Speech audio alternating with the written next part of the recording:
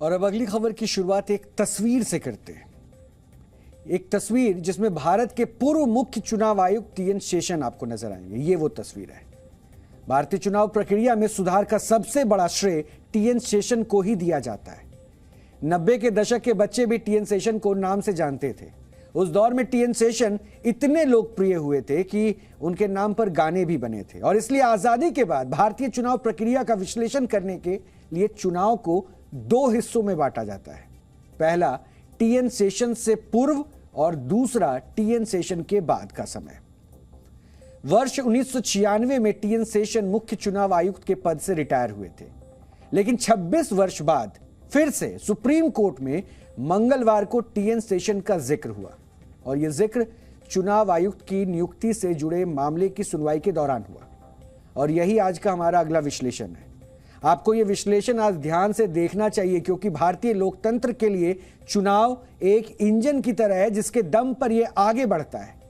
और आज हम इस विश्लेषण के दौरान आपको कई ऐसी जानकारी देंगे जिसे आपको जानना चाहिए, क्योंकि दुनिया के सबसे बड़े लोकतांत्रिक देश में चुनाव और वोट आपका सबसे बड़ा अधिकार है।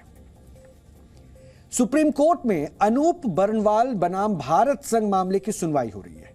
चुनाव आयोग में कामकाज में पारदर्शिता को लेकर सुप्रीम कोर्ट में वर्ष 2018 में कई याचिकाएं दायर हुई थी और इन याचिकाओं में मांग की गई कि चुनाव आयुक्त और मुख्य चुनाव आयुक्त की नियुक्ति के लिए कॉलेजियम यानी कि प्रक्रिया अपनाई जानी चाहिए। सुप्रीम कोर्ट ने इन सभी याचिकाओं को एक साथ करते हुए इसे 5 जजों की संविधान पीठ को भेज दिया। और इसी याचिका पर सुप्रीम कोर्ट ने 4 दिनों में उस पर सुनवाई चल रही है। इसी सुनवाई के दौरान सुप्रीम कोर्ट ने टीएन शेषन का जिक्र करते हुए कहा कि कई मुख्य चुनाव आयुक्त हुए हैं, लेकिन टीएन शेषन जैसा कोई कभी भी नहीं होता। 3 लोगों के कमजोर कंधों पर बड़ी जिम्मेदारी सौंपी गई है। हमें मुख्य निर्वाचन आयुक्त के पद के लिए सर्वश्रेष्ठ व्यक्ति को चुनना होगा। सवाल है कि हम सर्वश्रेष्ठ व्यक्ति को कैसे चुनें और कैसे नियुक्त करें। यानी सुप्रीम कोर्ट ने मुख्य चुनाव आयुक्त के रूप में टीएन शेषन के दौर में हुए काम की तारीफ की और उनके बाद चुनाव आयुक्तों के समय हुए कामकाज पर सवाल भी खड़े किए। आपको आगे बताएंगे कि आखिर टीएन शेषन को कोर्ट ने इतने वर्षों बाद क्यों याद किया। लेकिन अभी इस मामले के बारे में आपको और जानकारी देते हैं। चुनाव आयोग के सदस्यों की नियुक्ति प्रक्रिया को लेकर सुप्रीम कोर्ट की संविधान पीठ सुनवाई कर रही है और 5 जजों की इस संविधान पीठ में justice Ajay Rastogi, justice Aniruddha Bose, justice Hrishikesh Roy और जस्टिस सीटी रवि कुमार शामिल है, जबकि जस्टिस के.एम. जोसेफ इस बेंच की अध्यक्षता कर रहे हैं। इस सुनवाई में चुनाव आयुक्त की नियुक्ति को लेकर पारदर्शिता सबसे अहम मुद्दा है। इसलिए सुनवाई के दौरान अब तक कोर्ट ने कई अहम टिप्पणी की है।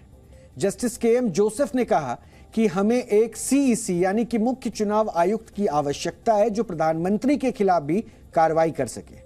जैसे मान लीजिए कि प्रधानमंत्री के खिलाफ कुछ आरोप है और सीईसी को कार्रवाई करनी है, लेकिन सीईसी कमजोर कंधे वाले हों तो क्या यह मुमकिन होगा? यानी वो उनके खिलाफ एक्शन नहीं लेता है। क्या यह सिस्टम का पूर्ण रूप से ब्रेकडाउन नहीं है? कोर्ट ने कहा कि उसका मकसद केवल चुनाव आयुक्त की नियुक्ति की प्रक्रिया को समझना है और किसी को इस पर आपत्ति नहीं हो सकती। सरकार भी सर्वश्रेष्ठ व्यक्ति की नियुक्ति का विरोध नहीं करेगी, लेकिन सवाल यही है कि यह कैसे किया जा सकता है। आज भी इस मामले में सुप्रीम कोर्ट में सुनवाई हुई। 4 दिनों तक हुई सुनवाई के दौरान कोर्ट ने नियुक्ति के अलावा चुनाव आयुक्त के छोटे कार्यकाल पर भी सवाल उठाए और कोर्ट ने पूछा कि आखिर मुख्य निर्वाचन अधिकारी का कार्यकाल 6 वर्ष का है, फिर उनका कार्यकाल कम क्यों रहता है? इस मामले में सरकार का पक्ष रखते हुए अटॉर्नी जनरल वेंकट रमानी ने कहा कि सब कुछ कानून के मुताबिक होता है।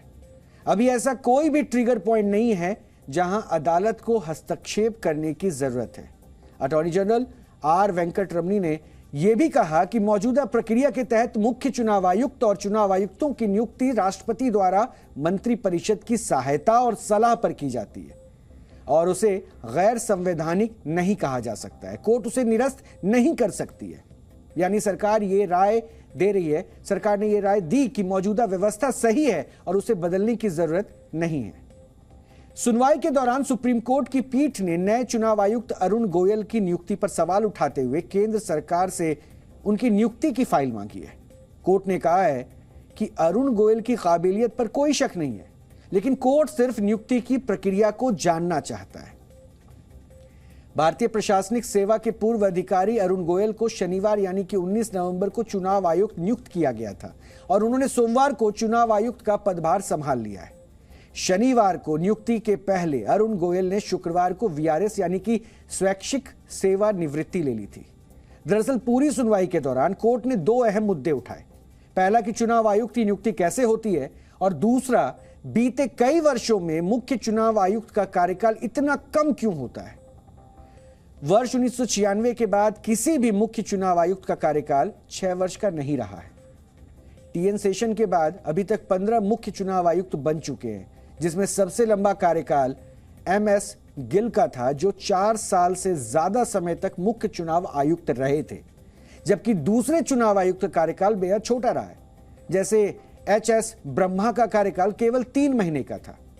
आंकड़े बताते हैं कि बीते 26 वर्षों में 14 मुख्य चुनाव आयुक्त का कार्यकाल 3 वर्ष से भी कम रहा है, जबकि 5 मुख्य चुनाव आयुक्त का कार्यकाल 1 वर्ष से भी कम है। इसमें मौजूदा मुख्य चुनाव आयुक्त राजीव कुमार भी शामिल हैं, जो इसी वर्ष 15 मई को मुख्य चुनाव आयुक्त बने हैं। दिसंबर 1990 से लेकर जून 2001 तक यानी कि 10 वर्षों में देश में केवल 2 मुख्य चुनाव आयुक्त हुए और दोनों का कार्यकाल मिलाकर 10 वर्षों से ज्यादा का रहा। वहीं जून 2001 से लेकर जून 2021 तक देश में 13 मुख्य चुनाव आयुक्त हुए हैं और सुनवाई के दौरान कोर्ट ने कहा कि संविधान को लागू हुए 72 साल हो गए, लेकिन अभी तक चुनाव आयुक्तों की नियुक्ति के लिए कोई कानूनी प्रक्रिया नहीं है।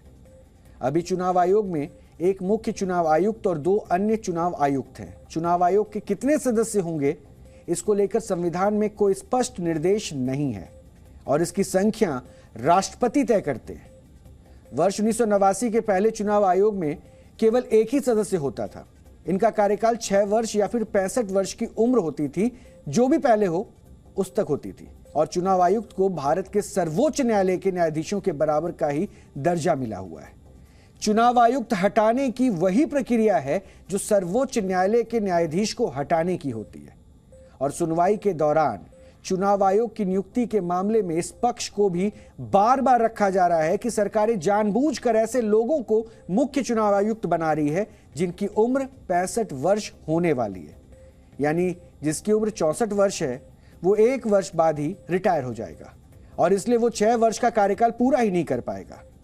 सुप्रीम कोर्ट ने कहा है कि क्या कम उम्र के लोगों को चुनाव आयुक्त नहीं बनाया जा सकता है, जिससे कि वो 6 वर्ष तक चुनाव आयुक्त बने रहें। चुनाव आयुक्त को संविधान में काफी ताकतवर बताया गया है, लेकिन इस ताकत का सबसे पहले इस्तेमाल करने का श्रेय टीएन शेषन को ही जाता है। वैसे टीएन शेषन बीते 55 वर्षों में एकमात्र ऐसे मुख्य चुनाव आयुक्त रहे हैं जिन्होंने 6 वर्ष का कार्यकाल पूरा किया था। टीएन शेषन जब चुनाव आयुक्त बने थे तब देश में चुनाव में काफी धांधली होती थी और चुनाव के समय हर जगह दिन रात लाउड स्पीकर से प्रचार होता था। चुनाव प्रचार में बेहिसाब पैसे खर्च किए जाते थे। बूथ कैप्चरिंग से लेकर पोलिंग बूथ पर हमला करना, बम फेंकने जैसे घटनाएं बेहद आम हो चुकी थी। देश में कोई चुनाव आयोग और चुनाव आयुक्त भी होता है तो इसके बारे में लोगों को पता तक नहीं था। ऐसे में जब टीएन शेषन मुख्य चुनाव आयुक्त बने तो उन्होंने अपने फैसले से बताया कि चुनाव आयोग कितना ताकतवर है और पूरे देश ने उनको जाना, उनकी पहचान को जाना। उन्होंने चुनाव में भारी संख्या में केंद्रीय बलों की नियुक्ति शुरू की, आचार संहिता को कठोरता से लागू करवाया, मतदाताओं के लिए फोटो लगा पहचान पत्र शुरू कराया, उम्मीदवारों के खर्चों को कंट्रोल किया और चुनाव में पर्यवेक्षक तैनात करने की प्रक्रिया को शुरू किया। टीएन शेषन के फैसलों से राजनीतिक दलों में हड़कंप मच गई और ऐसे में चुनाव आयोग की शक्ति को कम करने के लिए टीएन शेषन के समय में ही 2 और चुनाव आयुक्तों की नियुक्ति करने के लिए अध्यादेश लाया गया और तब से चुनाव आयोग में 3 सदस्य होते हैं, सबकी शक्तियां समान होती है और फैसला बहुमत से होता है। हालांकि नियुक्तियों की वजह से टीएन शेषन के फैसलों में कोई बदलाव नहीं आया और वो लगातार चुनाव सुधार करते रहे। अब आपको जी आर्काइव से टीएन शेषन का एक पुराना इंटरव्यू सुनाते हैं जिसमें उन्होंने चुनाव सुधारों पर अपनी सोच के बारे में बताया था। मेरी कोशिश यह रही कि चुनाव तमाशा नहीं बनेगी। चुनाव होना तो स्वच्छ और स्वायत्त स्वतंत्र चुनाव होना चाहिए।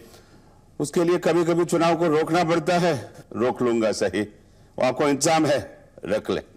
बिहार के जो चुनाव हुए हैं सेशन साहब हाल ही में, उसमें आपने वो चुनाव कम और फुटबॉल मैच आपके और लालू यादव के बीच में ज्यादा बना दिया। नहीं नहीं नहीं नहीं नहीं, मुझे किसी से कोई फुटबॉल मैच नहीं, मैं एम्पायर हूं और कोई खेलने वाले कैप्टन से, कोई टीम से मैं फुटबॉल मैच नहीं खेलता हूं कि किसी जगह पे जमीन गीला है, किसी जगह टाइम पे गोल पोस्ट ढीला है, तो उसे ठीक करने के बाद ही मैच आगे चला सकते हैं, बस। सेशन साहब, ये आप मानते हैं कि पिछले जितने भी इलेक्शन कमिश्नर हिंदुस्तान में हुए हैं, उन्होंने जितने चुनाव करवाए हैं और आपने जितने चुनाव करवाए हैं, उसमें फर्क ये है कि इतने कम समय में जितने इलेक्शन आपने पोस्टपोन किए हैं उतने किसी और आदमी ने नहीं किए। हमारे पीछे जो 8 मुख्य चुनाव आयुक्त से थे, उसे तुलना करने के लिए कभी कोशिश नहीं करूंगा। वो ईमानदार लोग थे, पढ़े लिखे थे, बड़े लोग थे। It is only an unwise fellow who will compare himself with his grandfather. यही टीएन शेषन की बेबाकी थी और इसलिए शायद उनको आज एक बार फिर से याद किया जा रहा है।